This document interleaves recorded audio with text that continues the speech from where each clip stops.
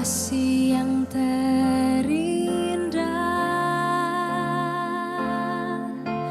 hati yang mulia, hanya ku temukan di dalam-Mu, Yesusku. Pujian dari hatiku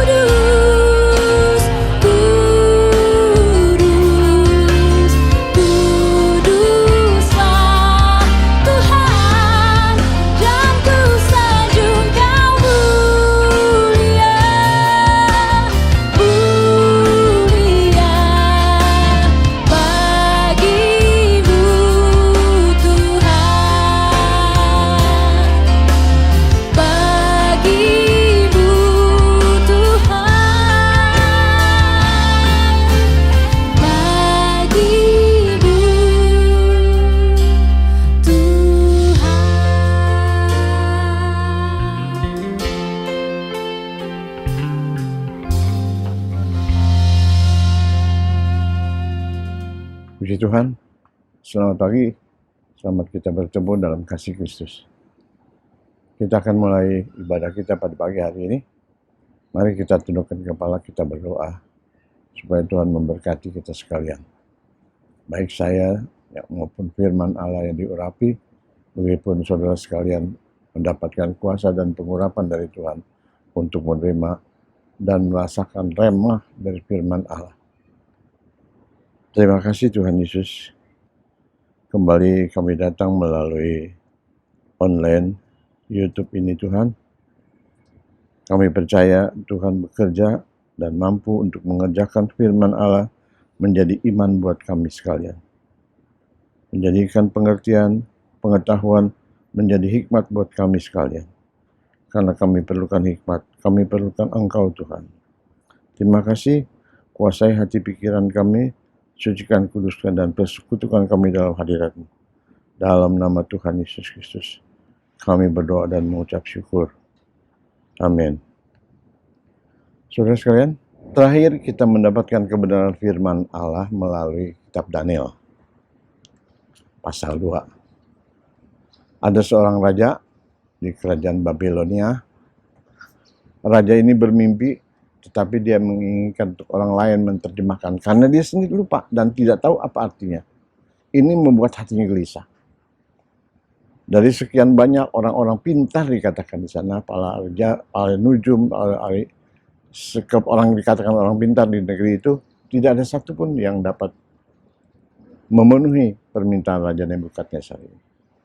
Tetapi seorang pemuda Nasrani, pemuda Israel yang dibawa tertutup, sekalipun dalam kondisi dia tawanan, tetapi penyertaan Tuhan, pengurapan Tuhan sedemikian rupa, sehingga dia mendapatkan satu hikmat yang sedemikian rupa untuk dapat mengerti, bukan saja tahu cerita daripada mimpi orang, yaitu mimpi Raja Nebukadnezar, dia juga bisa mengartikan apa arti daripada isi mimpi itu.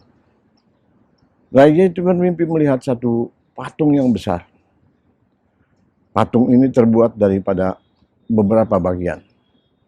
Kepalanya bagian emas murni dikatakan, terus di selanjutnya dada dan lengan adalah perak, perut dan pinggang adalah tembaga, dan paha serta kaki selanjutnya tercampur dari besi dan tanah liat. Ini mempunyai satu analogi bahwa kerajaan di dunia ini tidak ada yang kekal. Bahwa kekuasaan yang ada di dunia ini tidak ada yang mampu. Tetapi kalau kita lihat dari ayat 44, pasal 2 ayat 44 dikatakan, tetapi pada zaman raja-raja, Allah semesta langit akan mendirikan suatu kerajaan yang tidak akan binasa sampai selama-lamanya. Dan kekuatannya tidak akan beralih lagi kepada bangsa lain. Kerajaan itu akan meremukkan segala kerajaan dan menghabisinya. Tetapi kerajaan itu sendiri akan tetap untuk selama-lamanya. Nah, batu yang menimpa, saudara, kita sudah melihat juga dengar yang minggu lalu, adalah batu entah datang dari mana, karena itu bukan buatan tangan manusia atau bukan itu rekayasa manusia yang menghantam akan batu itu. Batu itu kadang begitu tiba-tiba muncul dan menghancurkan patung itu. Sehingga patung itu hancur lebur, bahkan dikatakan sisa puing-puingnya tertiup angin seperti sekam. Tidak ada bekas-bekas daripada patung itu. Sedemikian rupa, saudara. Nah, batu yang terungkit itu, saudara, kalau kita lihat di dalam Alkitab, mempunyai gambaran daripada adalah Kristus sendiri. Satu kali pemazmur berkata, dia pun berseru kepadaku, Bapakku, Engkau Allahku dan gunung batu keselamatanku. Baik di dalam Injil Matius kita bisa melihat ada cerita orang yang membangun rumah dengan dasar pasir dan batu. dasar pasir, waktu air datang hancur rumahnya. Dan rumah yang dengan dasar batu itu yang kuat, sekalipun diterpa oleh angin dan banjir, tetap kokoh. Dan kita perhatikan juga kalau di dalam 1 Petrus pasal 2 ayat 6 dikatakan di situ ada batu, suatu batu penjuru. Memang saudara, sesungguhnya aku meletakkan suatu dasar di Sion.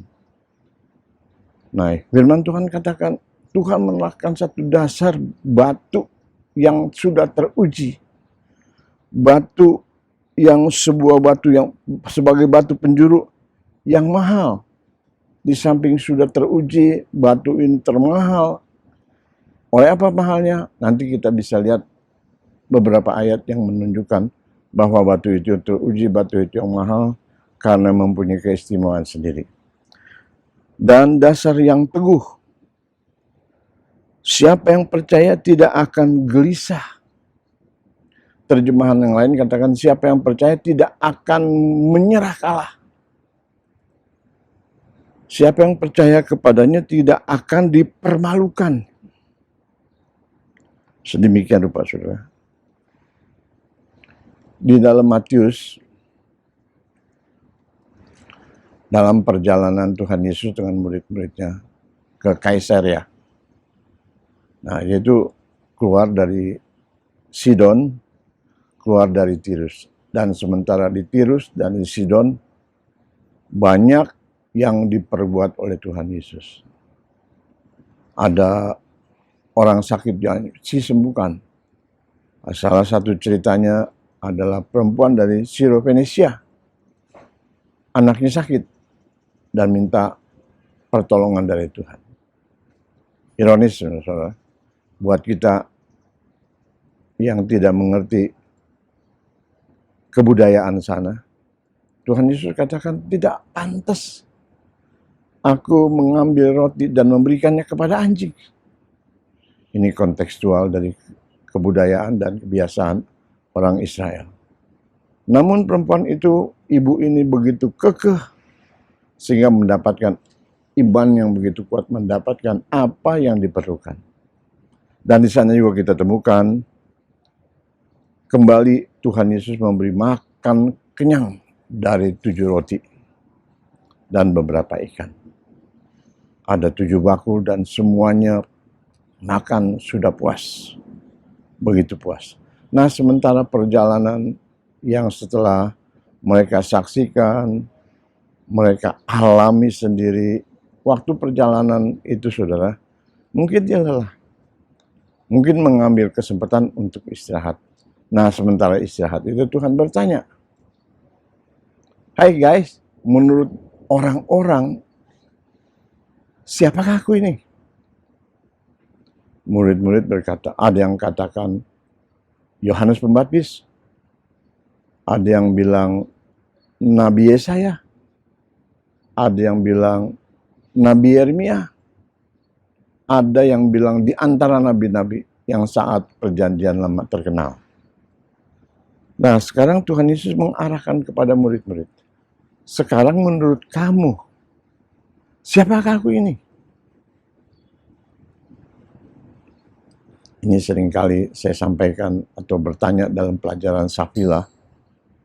Terkadang murid-murid agak takut untuk sesi-sesi seperti ini. Menurut kamu, menurut kalian yang ada di sekitar ini murid-murid Yesus, menurut kamu siapakah saya ini? Siapakah aku ini? Tuhan berkata. Maka Petrus berkata, engkau adalah Mesias, anak Allah yang hidup. Puji Tuhan. Yang lain mungkin terkancing mulutnya, tidak dapat memberikan jawaban, dan juga mereka bingung mendengar jawaban dari Petrus. Dari mana Petrus bisa tahu? Murid-murid yang lain tidak tahu. Itu sebabnya Tuhan Yesus katakan, Simon, berbahagialah kamu. Berbahagialah kamu, karena bukan manusia yang menyampaikan, yang memberikan pengertian itu kepada kamu, tetapi Bapakku yang di sorga yang memberikan pengertian kepadamu, sehingga engkau tahu bahwa aku adalah Mesias, bahwa aku adalah anak Allah yang hidup. Nah, saudara sekalian, dan selanjutnya Tuhan Yesus pun berkata kepada Petrus, yang arti kata lain adalah batu, karena di atasmu Petrus akan aku bangunkan kerajaanku, kerajaan yang tidak akan binasa. Bahkan diberikan kunci kerajaan surga. Sehingga apa yang kita lakukan di bumi itu juga terikat di surga. Apa yang kita lepaskan di bumi itu pun terlepaskan di surga. Satu istimewa. Tidak lain, saudara. Apabila kita mendapatkan kunci kerajaan surga itu, tidak jauh berbicara tentang Injil kerajaan surga. Injil itu adalah kekuatan Allah untuk menyelamatkan baik orang Yahudi maupun orang Yunani.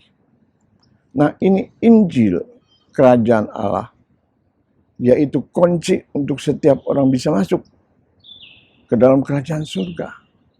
Puji Tuhan, saudara. Puji Tuhan.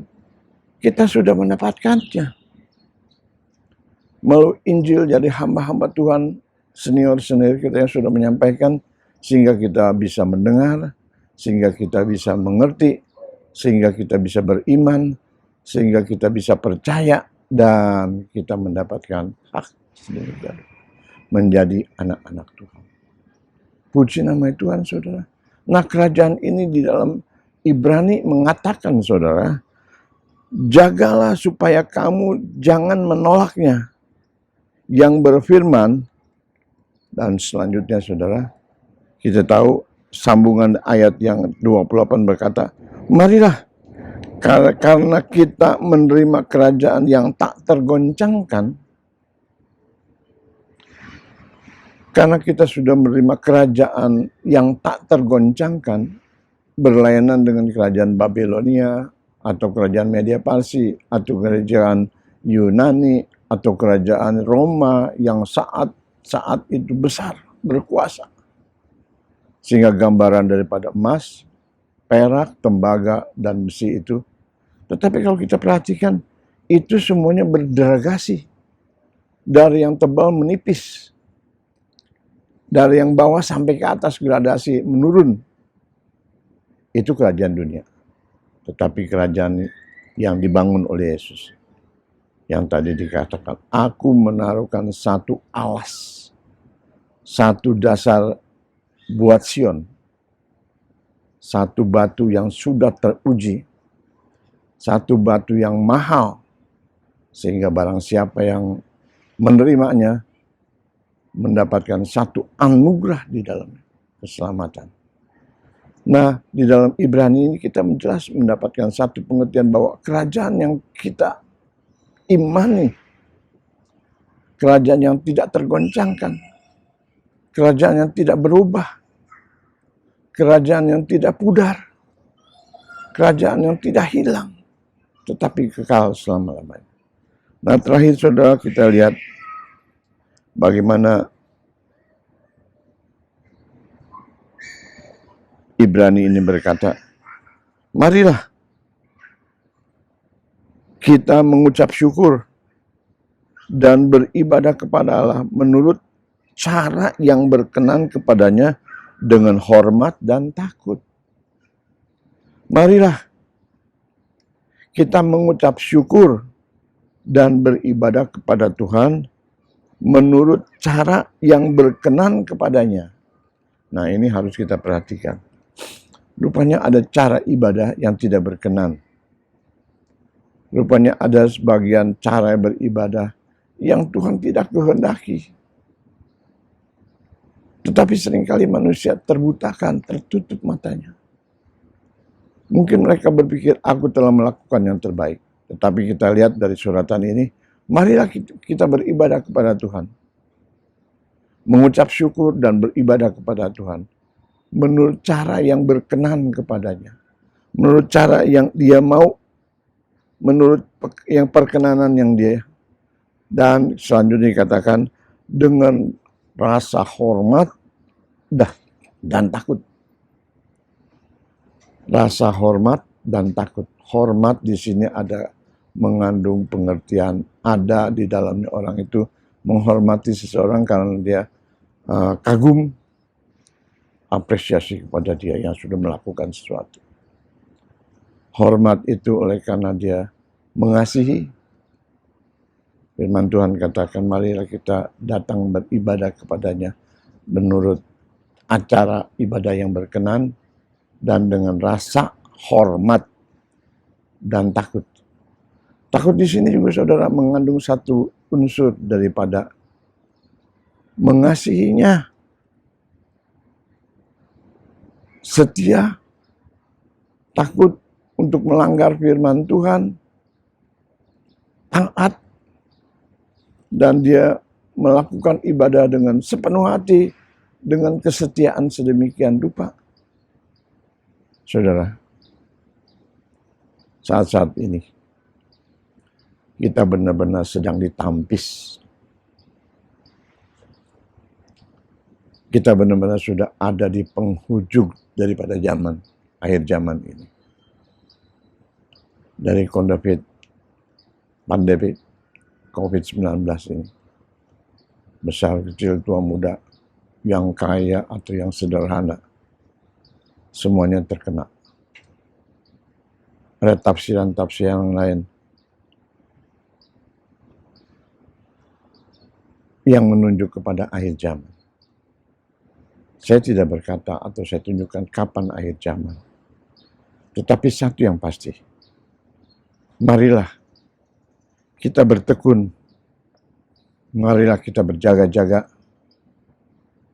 marilah kita bersedia. Berjaga dengan apa saudara? Berjaga dengan nyalakan senantiasa api Roh Kudus di dalam hidup. Apa yang dimaksud kita bersedia? Bersedialah hati kita untuk menyongsong kedatangan mempelai Kristus itu. Di dalam Matius pasal 25 jelas sekali kita melihat ada 5 gadis yang bijaksana, ada 5 gadis yang bodoh. Itu semuanya berbicara tentang gereja Tuhan, anak-anak Tuhan. Ada sebagian yang telah berjaga-jaga tetapi tidak menyediakan minyak.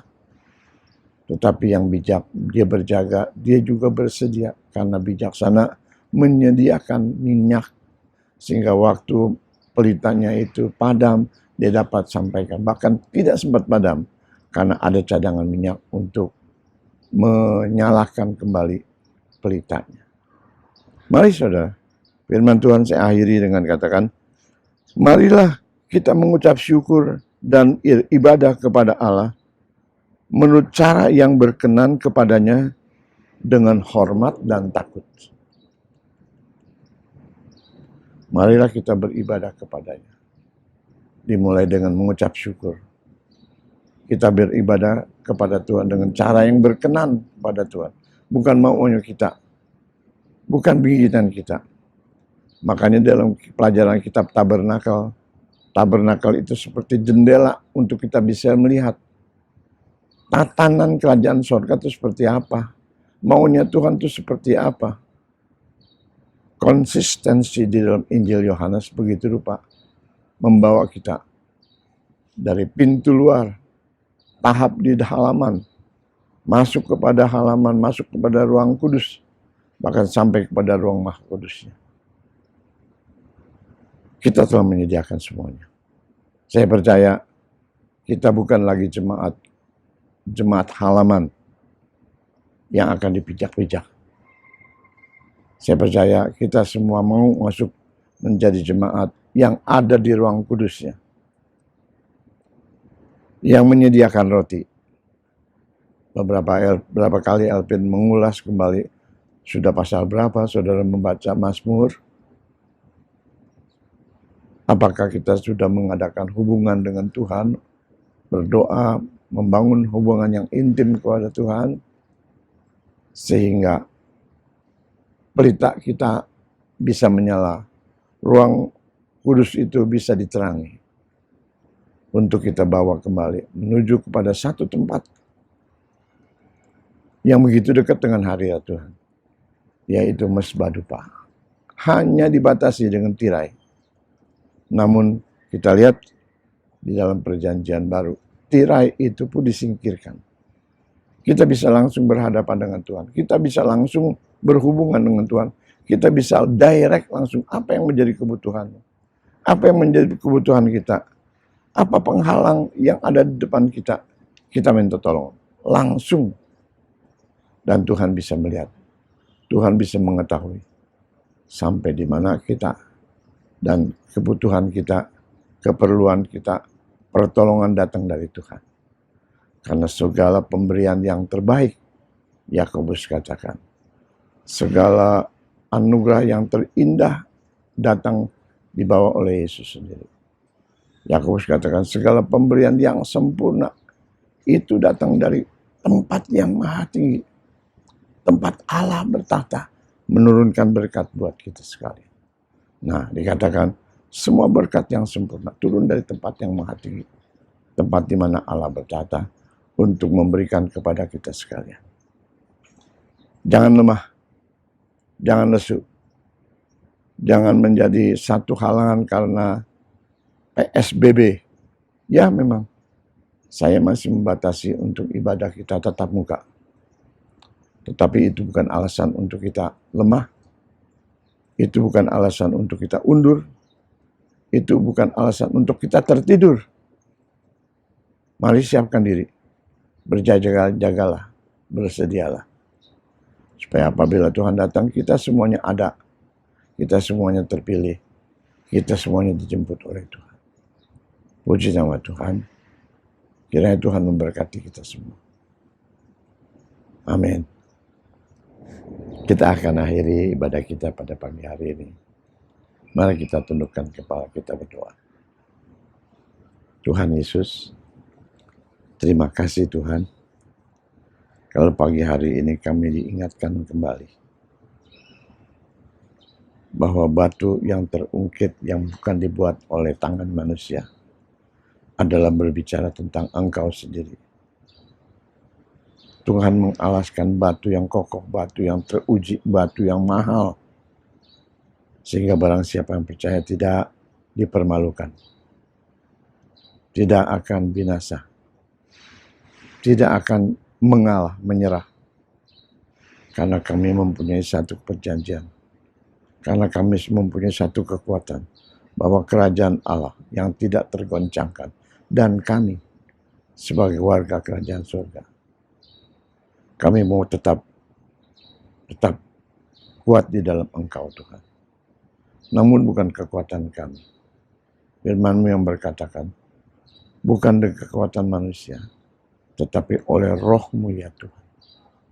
Mari Tuhan, curahkan, senantiasa penuhi pelita kami Tuhan. Sekalipun kami terlupa, sekalipun kami lalai, satu kali kami lemah, Tuhan, kuatkan kami kembali. Sehingga kami selalu ada di dalam berjaga-jaga dan selalu bersedia. Karena bukan waktunya untuk bermain, bukan waktunya untuk lengah, teramat lebih, bukan waktunya untuk tertidur. Kami beribadah kepadamu, mengucap syukur untuk kasih anugerah. Dan biarlah bimbing kami beribadah yang berkenan, dengan cara yang berkenan kepada Tuhan. Dan rasa takut dan hormat kami itu kepadamu Tuhan. Membawa kami hidup lebih dekat kepadamu.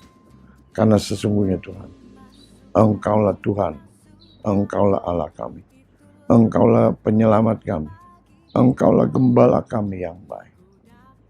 Terima kasih untuk perlindungan Tuhan. Sepanjang hari, sepanjang malam, sepanjang pagi, bahkan siang sampai sore kembali.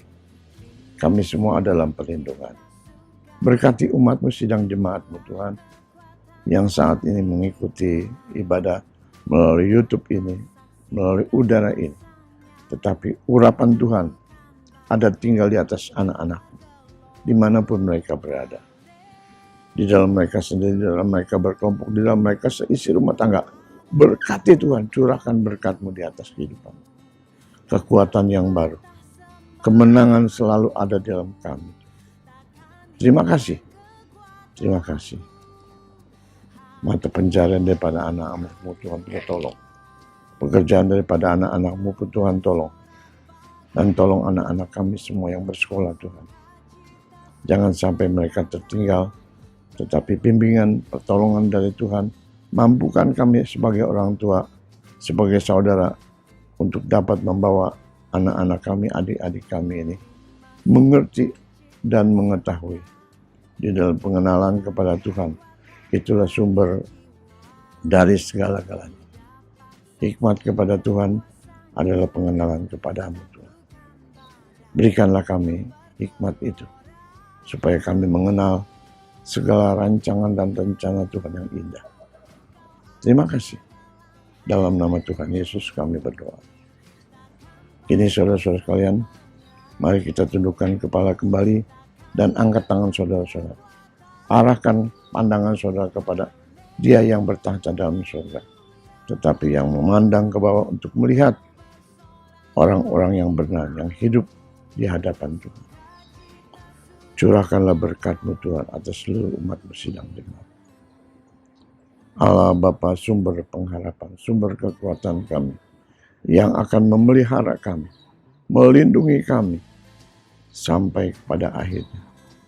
Sehingga roh, jiwa, dan tubuh kami terpelihara, tidak tercacat, sampai kedatangan Tuhan kali yang kedua.